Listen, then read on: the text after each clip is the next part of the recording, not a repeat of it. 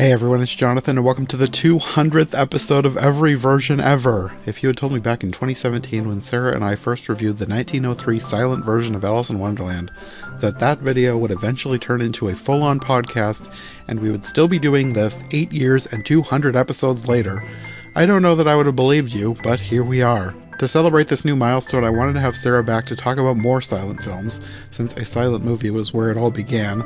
Sarah and I have covered a bunch of old silent versions of stories. There are several each for things like Alice in Wonderland and A Christmas Carol, and I knew there were a handful for Cinderella too. It turns out there was more than I expected, but a good number of them are feature length, so I think we'll save them for future podcasts. So today Sarah and I are just covering the short silent versions of Cinderella. I think the longest one is like 23 minutes. So everything that I could find that was shorter than that, including a roughly 5.5-minute film from 1899, which is one of the main reasons I wanted to do this episode, because I knew Sarah would be fascinated to see a version that old. So thanks for listening for the past 200 episodes. Here's to 200 more. Okay, we're finally doing it. Welcome back to Wonderland Wednesday, but not. It's the 200th episode of Every Version Ever. Cue the confetti. Whoa. Celebrating as only introverts can. I mean, technically this is something I've been wanting to cover for ages. The 1899 Cinderella is one that I've had on my list to do probably since I did the original Cinderella, the Disney Cinderella. How long has that been? Oh, I don't know. Ages. Like, Cinderella, I know you like old silent films, and this one is from 1899. Mm-hmm. So I was like, this has to be one that we do. These were interesting. It's been a long time since we watched silent films together, it feels like. It's good to be back. Yeah, I think, the last one that I can think of right off the top of my head was when we did all of the A Christmas Carol silent films. Right. And I've had this in mind to do a similar type of episode for ages. And then once I realized that the 200th episode was going to fall into the span of time where I was doing Cinderellas, I wanted to do all the early Cinderellas. Although it turns out we're not doing all of them because there's a whole lot more than we're talking about today. And most of them are like feature length.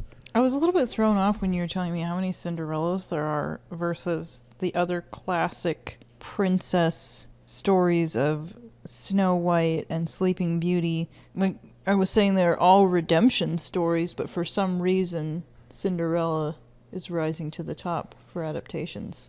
It really is, because I ran into this getting ready to do another episode on early animated princesses, because I had done early animated Cinderellas with Eli and we had a lot. And I thought we could do another one about Sleeping Beauty and Snow White.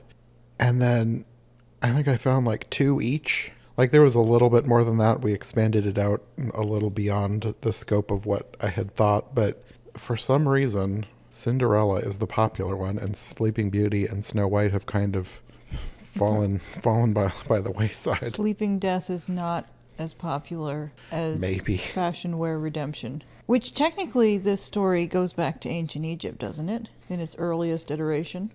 I'm not sure that anyone knows what the earliest iteration of Cinderella is, because there's so many stories that could conceivably have come from the same root. Let's say at least ancient Egypt. What if we realize it goes back even farther?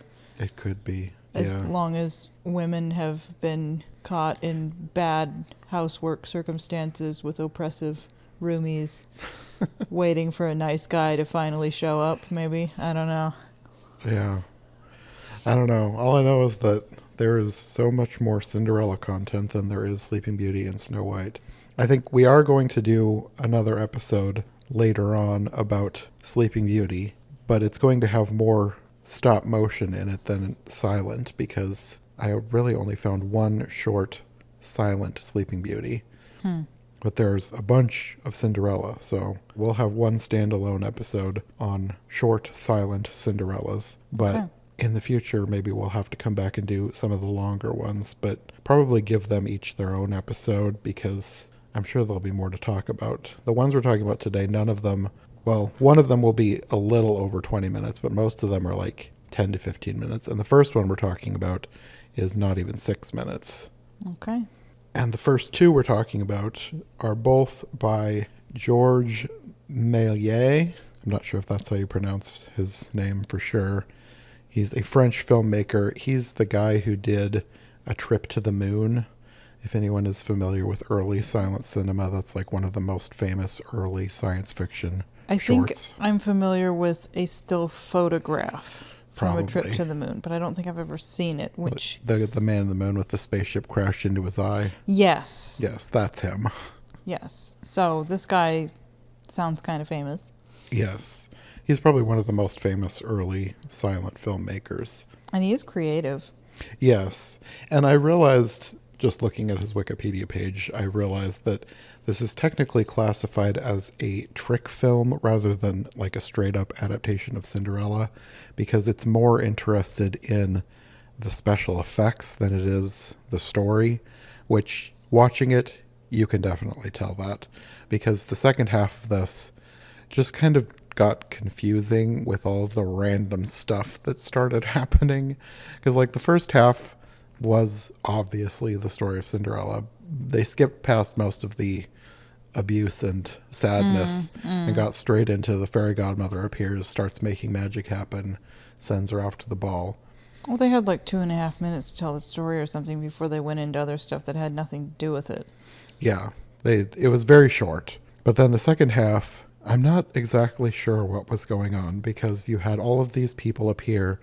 They started changing into clocks. Like the first clock that appeared, it was obvious that it was supposed to be like, I don't know, Father Time or something, telling her that it's time to go home. It's almost midnight. But then there's all these other clock people starting to appear, and they're like dancing around, turning into clocks, back and forth, all merging into one giant clock. I'm like, I have no idea what's going on here. One of the you're paying attention to these details more than I am. One of the things that wrapped my attention the most was the fact that the prince actually had facial hair, which I'm not used to. And I thought it was... I noticed that. It was like a beard or a big goatee and long hair, and it was just something different. Yeah.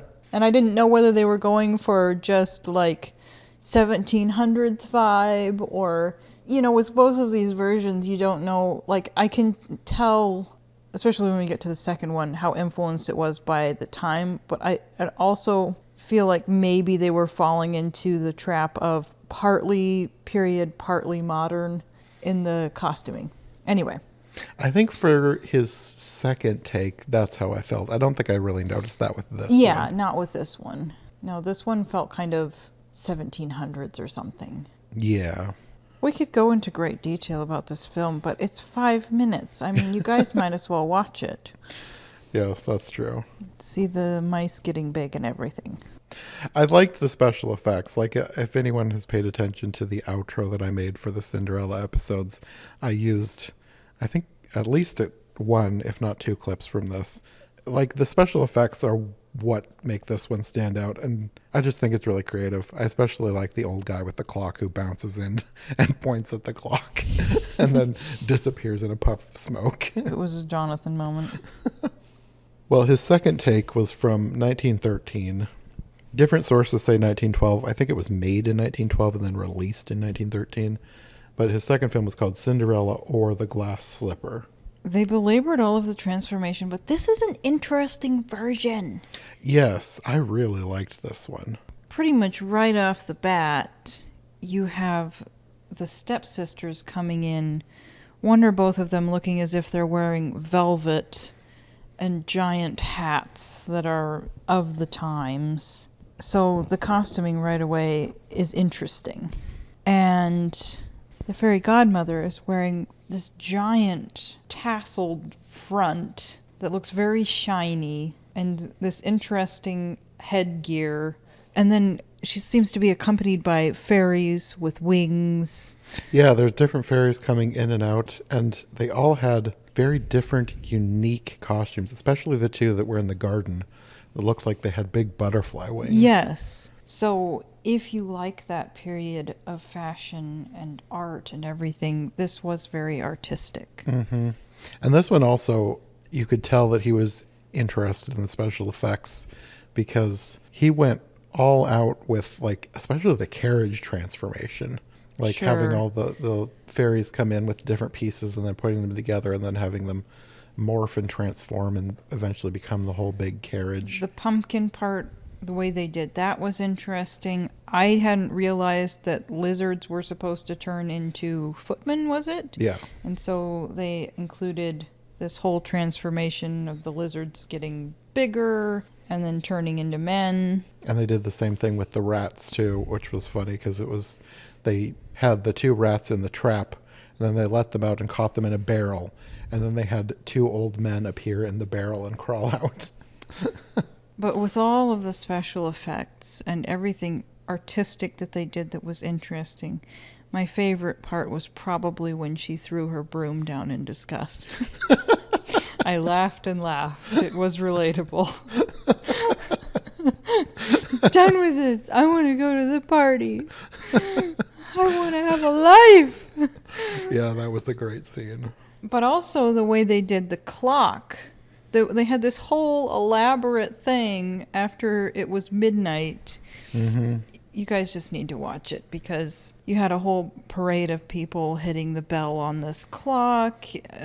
So there was more than one clock type scene, wasn't there? It reminded me of his first take at the story because there was a bunch of stuff with the clock. And I'm just like, does this guy just really like clock motifs or He something? must have. People's heads popping out of the clock. Like, Mhm. yeah, no, it was very artistic. Also, the prince was played by a woman in this version. And maybe they were low on people in the troupe, but they had men for other parts. So maybe they were just low on people for the troupe. The only thing I could think of is like, it's not completely uncommon, especially at that time, for a male role to be played by a female if the male is supposed to be young. Okay. Like a lot of silent films had an actress, but it was usually like a young boy. Like Peter Pan was always played by an actress. Sure.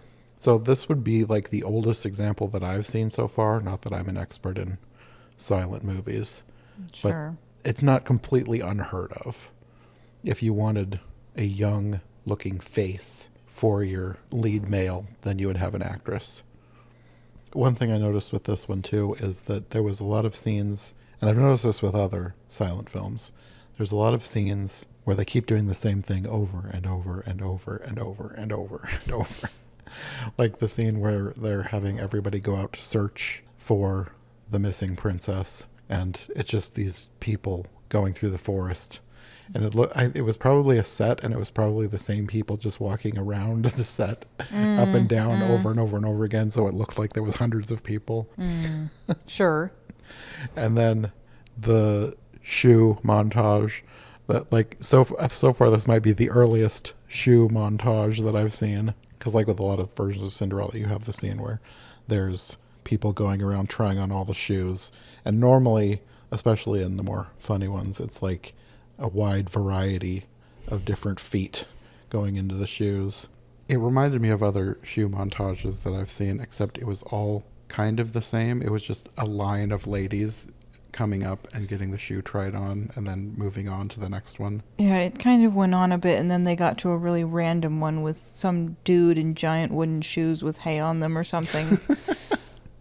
Which reminded me of a different one. I'm trying to remember which one it was, but it was like a whole montage of just feet, and then there was one random giant man foot. I keep thinking about Betty Boop with the toe with the face on it, just like, no, this isn't, it's not working, give it up. But yeah, then the last scene of that went on a long time too. And then there was a wedding scene, which you don't usually get the whole wedding scene, but then that was kind of boring, and it took a long time. I didn't find it boring, and she had a really long train, or veil or whatever that was. That's true, but it was just kind of slow. That part didn't actually feel slow to me, so difference of opinion. But on the whole, I liked that one. That's a good version. Yeah. Very creative. Interesting period design. Yeah. Yeah. Recommend. Yeah. For your next silent movie party. Well, the next one is from 1907, and I cannot find much information about this. I literally found it today. Like, this was not one on Wikipedia. I just randomly stumbled across it when I was looking for information on a different version today. Because you're you. There's probably other versions of Cinderella out there that I have not found. There will be a couple that I'll mention when we get to another one that I cannot find. I know there's a lot of lost silent films, so this is nothing new, but at least for this one, there's no real information about this one. I found out it was made in the UK. That's about all I know about this one. This one, they seem to want to experiment with different techniques, and they were making probably one of the earliest attempts at physical comedy throughout this, which if I had lived at the time, I might have gotten a giggle out of, but this is the jaded 21st century, so... Yeah, there was this guy who kept randomly falling down. Well, and then the woman trying on the shoe, falling out of the chair. But they also did this weird scene where part of the wall falls down and like you can see what's happening in maybe back at the palace or something, and then they suck it back up in reverse. And then the end scene they actually added in color, which was a very... Yeah, I'm used to that effect in touched up photographs, but it's basically still partly black and white, but with extra colors added in. It was odd. Yeah, and interesting. There was a lot of interesting additions to this one. Like, not even just the experimental stuff, but there was stuff in here that was like, where did this come from? Because there was this weird little gnome that seemed to accompany the fairy godmother. I'm wondering if it was supposed to be a brownie or something. I don't know. Like like a woodland spirit. Yeah, but he popped out of a box or something. I don't know. It was odd. I don't know what was up with this weird little weirdo. I think they probably would have had more context at the time. Maybe. And I feel like that with a lot of silent films, like they just kind of expect you to know things, and we don't. So we feel kind of lost. This fairy godmother also had a lot of helpers, but these looked like angels rather than fairies. Women in white were probably pretty popular at the time. And there was also little children with little wings. That probably did it for them aesthetically as well. No, it looked nice. Another interesting addition to the story was, I think her father was still alive. I think it might have been a butler. We have differing viewpoints. He kissed her on the head when she was finally accepted at the end. So I don't know. I mean, it could have been a very affectionate butler. I don't know. Yeah. The only nice person in the house. I don't know. In some versions of the story, the father is still alive. Really? He's just kind of forgotten about his daughter in favor of the stepfamily. Oh, rat bag. What the heck? He's not always dead, even in the old fairy tale version. So it's just sometimes he deserves to be, apparently. I don't know. He doesn't usually show up in most filmed versions. They don't usually go back to the versions where he's still alive to mine for content, I guess. And maybe it wasn't him. I don't know. But it just seemed like this guy was hanging around with the stepfamily for most of the movie. We don't have enough cue cards for this. No, there was very few. Just an interesting thing. Whether it was the father or whether it was a butler, it was an addition to this version that you don't see. We also got old Alice vibes because of all the time outside and that's true. Driveways. Yeah. Probably saved money on sets, but the whole ball scene was filmed in a park or something. But they had enough sets. I feel like it wasn't necessary, so whatever worked. The ones where it was inside, like when she fled the ball and then ran through the hall with the gnome disguised as a statue, whatever he was, that set seemed rather small. I don't think it would have fit the number of people that they had in the park. That's the only thing I can think of, is like they wanted a place where they could fit a lot of people, and the park was probably the best option. Sure. But yeah, this one was kind of an odd addition. A lot of experimental choices. It was interesting. It probably wasn't a favorite, but if you're into old silent movies, I think it's probably worth a watch. If you wanted to see what they were experimenting with and have the aesthetic of the time, then yeah, it's worth a look, but yeah, it's fine. Yeah. Well, the next one is from 1911, And I like the 1907 one. We don't have a lot of information. Even less, probably. But this one, out of all the ones that we have watched so far today, you get the clearest picture of people's faces. Mm-hmm. It's closer. Yeah. And I felt like, I mean, the longer one, that one, I mostly could tell what was going on. This one, like, I feel like nothing went on too long, and I felt like I knew what was going on. It was clearer For the and most closer. part. Yeah. They pantomimed very clearly, and you could tell that there was dialogue going on that we have no idea what it was. Yeah. This is also another one, two things, where they were clearly trying to blend an old style, like maybe 1700s, but her hair is not period correct. It's correct for that period with the long sausage curls, and you can tell that she's wearing the dark theater makeup or movie makeup on her eyes to bring them out. And then this is another one where this one genuinely does seem, and maybe the other one did too, this one genuinely does seem to have a father without a spine. I'm assuming that, again, that's what was going on. Where she's just there in her little raggedy apron helping everybody, and the stepmother obviously has major attitude all over her face, and they keep sending her away. The step family, I feel like this one is the first one where they've really played up the step family. Like, they were really hamming it up. Sure. Also, when the herald first comes up to invite people to the ball, he looks like he's outside of a modern cottage on a cement sidewalk, which was interesting little touch there. But he also looked like a card soldier from Alice in Wonderland. Why not? But no, I this was a good version. She was a very, very beautiful Cinderella. Mm-hmm. I also really like the fairy godmother. This is the first fairy godmother we've seen who is not like an elegant young woman. This is like a cute old lady with big frilly clothes. Right. Which were partly of the times and partly old fashioned. Yeah. Yeah. No, this was a pretty good version.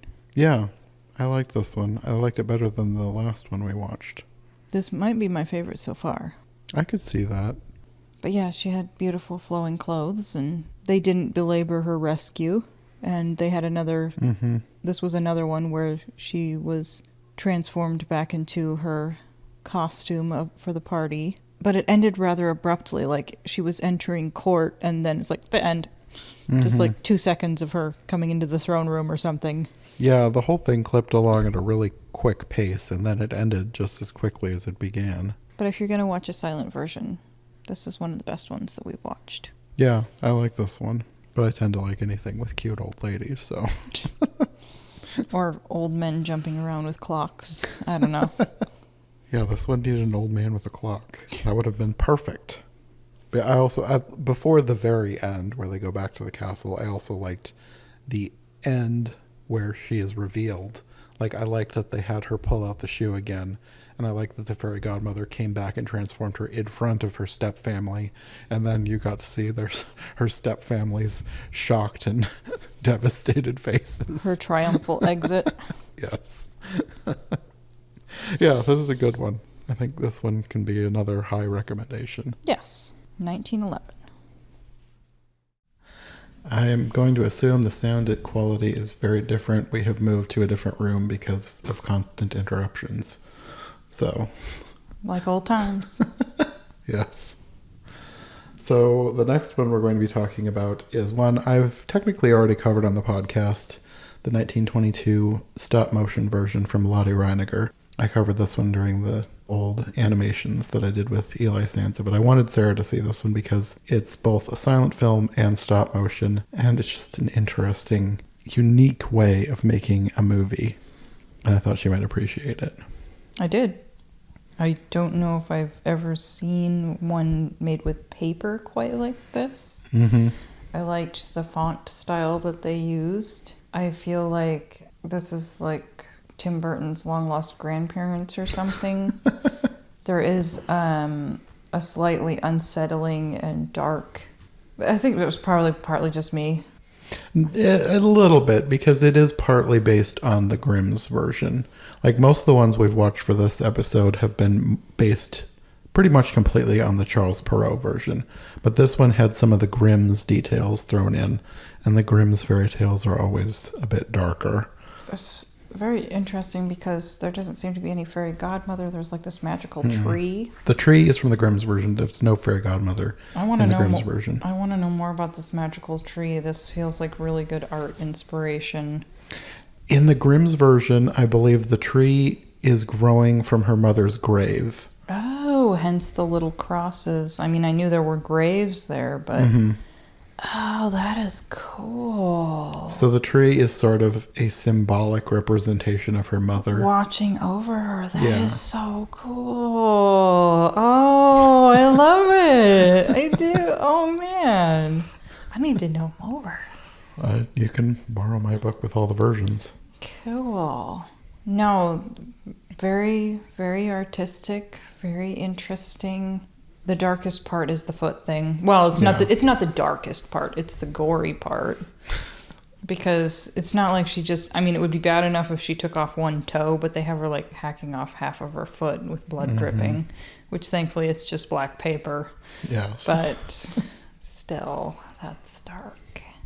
And also, I've never been able to figure out what happened to the mother, because it's like she exploded in half.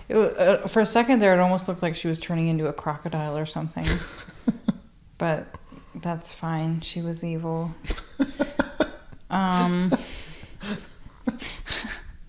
Sarah's getting calloused.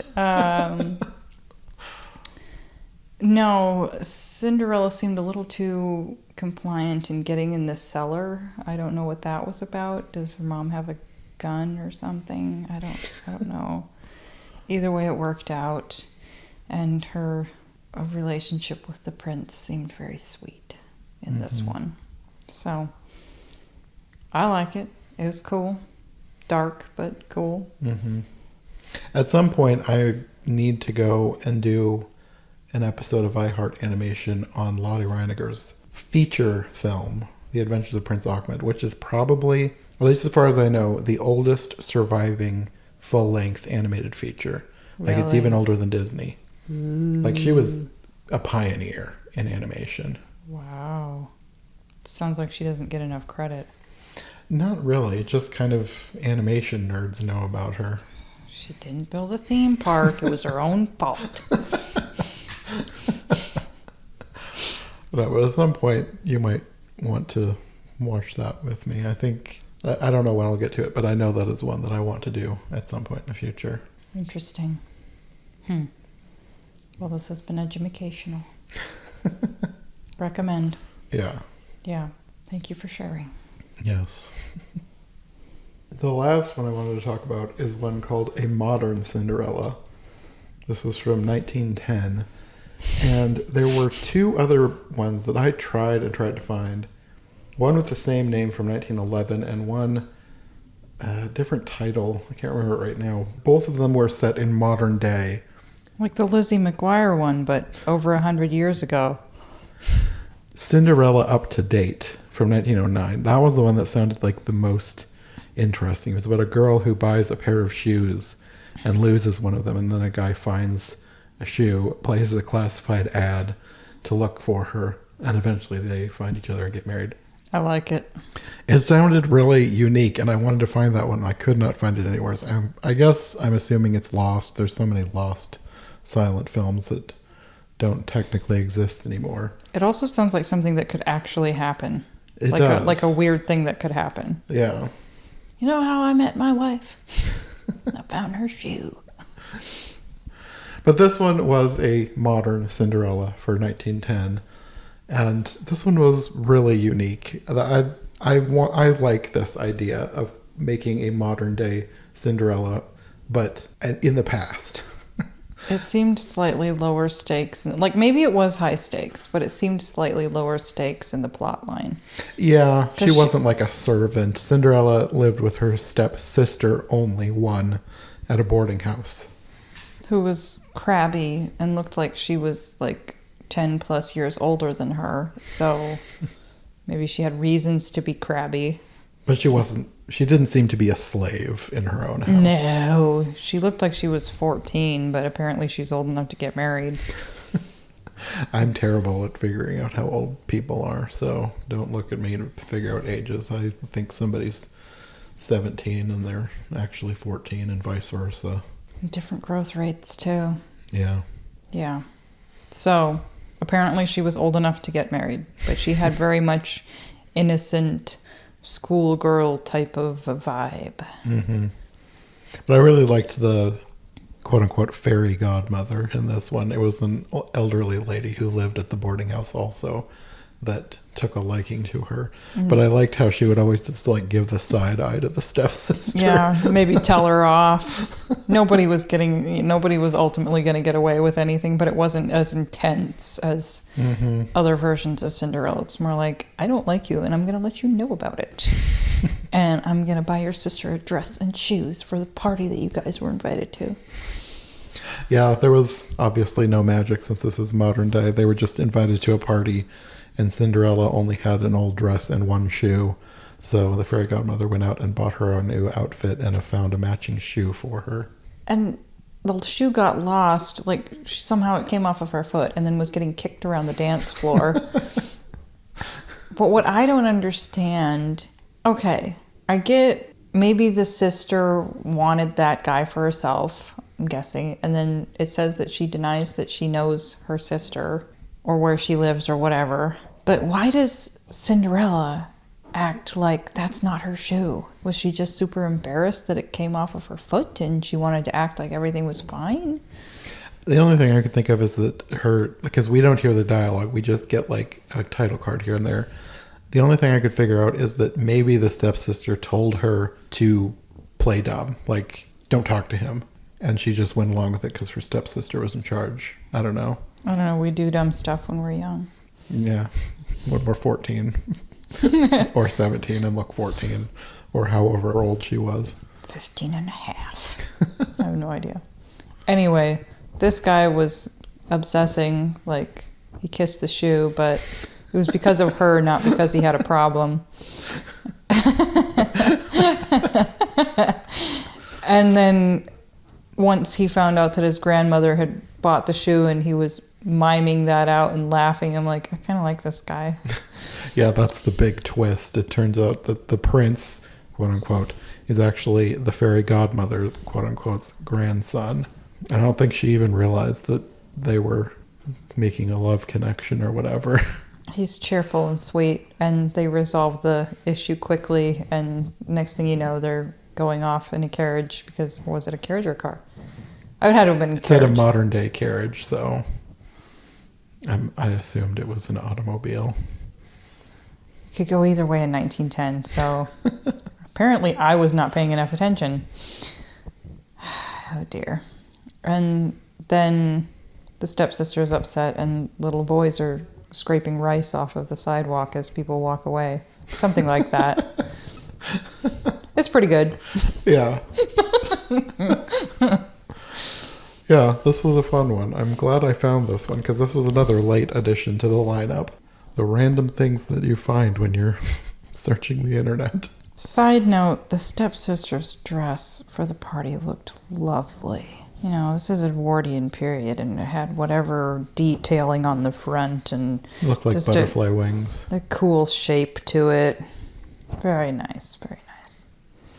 So hopefully she found happiness later after she maybe learned her lesson. I don't know. Find an evil stepbrother to marry. Yes, and go be grumpy together. Well, and I'm sure it didn't help that she was wearing uncomfortable shoes.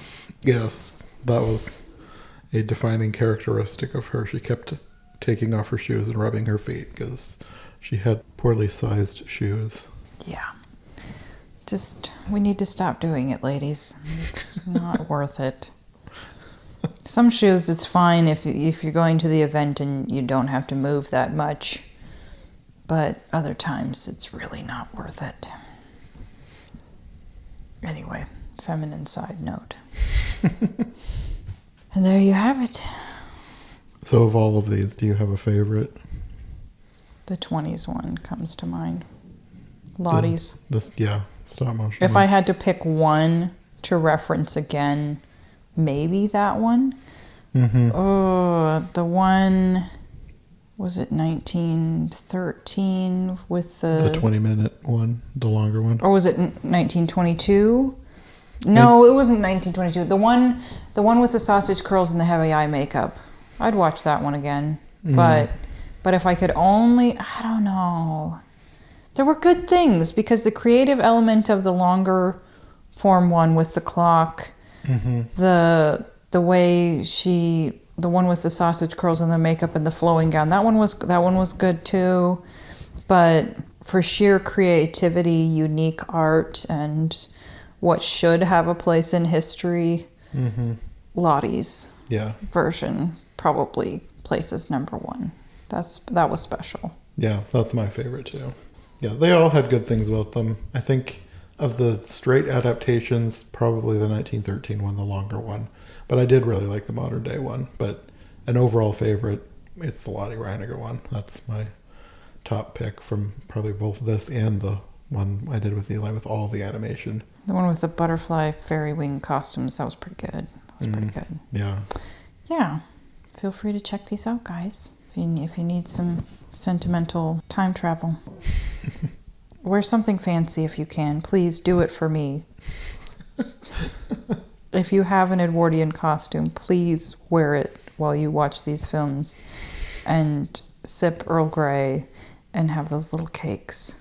I think there was more than once where Sarah was watching them and she said, "This makes me feel like dressing up fancy." It's just, I was like, does this make you want to be fancy? This is making me want to be fancy. I have that in me where it's like, someday I may break down and buy Edwardian period clothing and just wear it because I can, because I'm an adult, because I've finally, maybe I just need to do it. I mean, this is America. We can still be eccentric. And I could probably say the same thing about Indonesia and Mexico and pick a country. Like, how many people you could probably get away with wearing Edwardian clothing? I don't know. But could you just walk into the store in the middle of small town Iowa in an Edwardian costume? If it's me. Heck yeah. There goes that lady again, wearing the old ancient getup. You thought people showing up in a bathrobe was eye-catching. That's true. It's better than going to the store in your pajamas. Yeah, be extra fancy. Bring somebody with you who's also wearing pajamas and throw candy at people. I don't know. Or don't do any of that. But yeah, I could use an Edwardian dress. Anyway, on that note, my fantasies. Okay, well, I think we'll probably be back later because we have another episode in mind. So until then. Bye.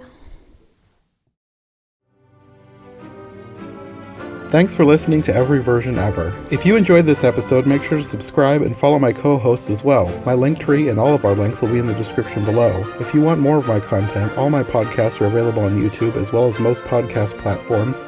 If you enjoyed this show, check out one of the other podcasts or check out my Patreon for bonus and extended episodes you won't find anywhere else. We'll be back soon with another brand new episode, so thanks for listening and we'll see you next time.